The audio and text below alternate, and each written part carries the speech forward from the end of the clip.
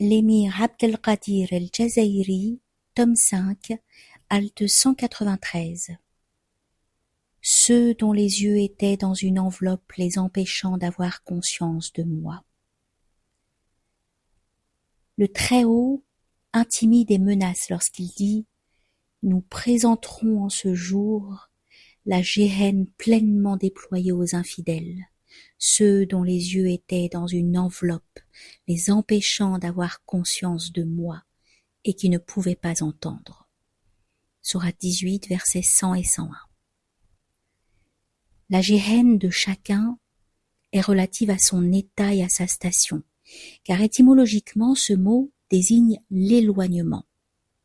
Pour l'un, sa géhenne sera le voilement. Pour l'autre, ce sera le châtiment en plus du voile. Le kufr, l'infidélité qui est voilement, peut être flagrant ou caché. Dans le recueil de tradition de Bukhari, il est question d'une infidélité sous une infidélité, qui est le fait de cacher quelque chose totalement. C'est pourquoi on appelle le semeur kafir, autrement dit, celui qui cache ou enfouit la graine.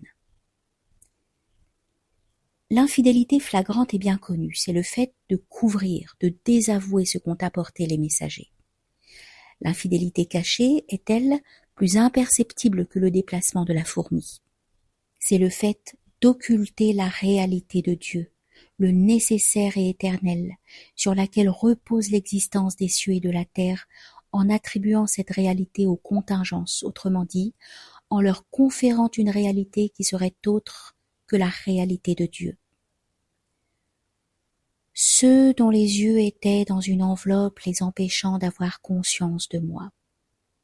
Ce sont les êtres dont les yeux sont recouverts d'une enveloppe, les empêchant d'avoir la vision de moi, ne pouvant me voir, ils ne peuvent avoir conscience de ma réalité, pendant, avant ou après la perception des formes des choses créées, leur limitation spatiale, leur couleur. De même, ils ne pouvaient pas entendre, puisqu'ils n'ont pas la capacité d'entendre comme venant de moi, ce qu'ils entendent par le truchement des créatures, bien que je sois le locuteur véritable, s'adressant à eux de derrière la cloison de toute forme. Considère comment Moïse, sur lui la paix, entendit l'appel venant de l'arbre et reconnut que c'était la parole d'Allah, bien que l'arbre fût spatialement devant lui, alors qu'Allah ne saurait se situer dans une direction spatiale particulière. De même, ils sont incapables de voir Allah dans ses supports de manifestation et ses autodéterminations, et que leurs yeux sont dans une enveloppe les empêchant de prendre conscience de lui, c'est-à-dire d'actualiser sa présence lors de la contemplation de ses supports de manifestation. De même, ils ne peuvent entendre sa parole, et ce qui le met dans cette position, c'est le fait qu'ils s'en tiennent exclusivement à la transcendance définie par la raison, non couplée avec l'immanence établie par la loi sacrée.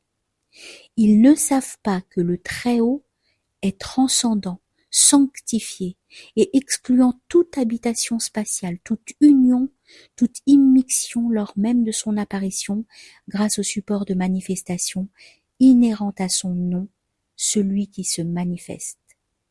C'est donc lui qui est perçu par chaque sens, lui dont on prend conscience par tout organe adéquat parmi les facultés de connaissance internes ou externes. Il est donc vu par le sens de la vue, entendu par le sens de l'ouïe, touché par le sens du toucher, sous le rapport où celui qui se manifeste est l'essence du support de manifestation.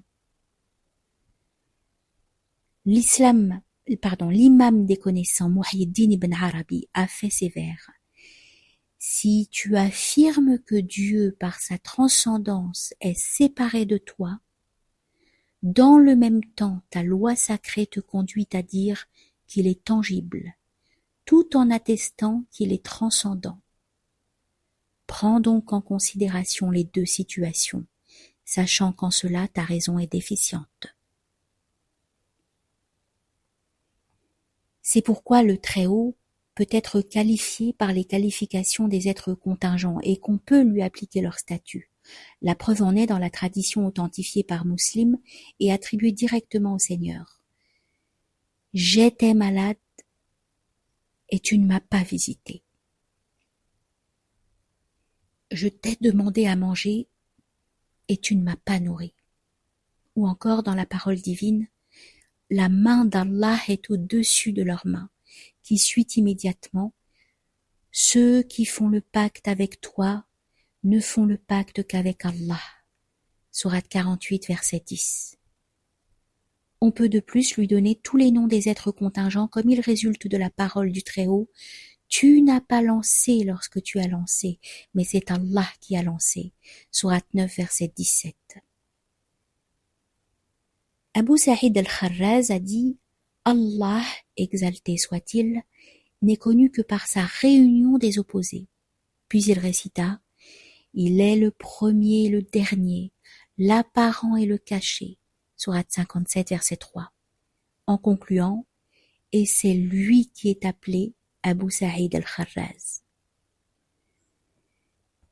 Chaque fois que l'on trouve dans le livre ou la tradition des formules de similitude, elles se rapportent au degré de la manifestation de Dieu et de son autodétermination par des supports de manifestation inhérents à son nom, l'apparent.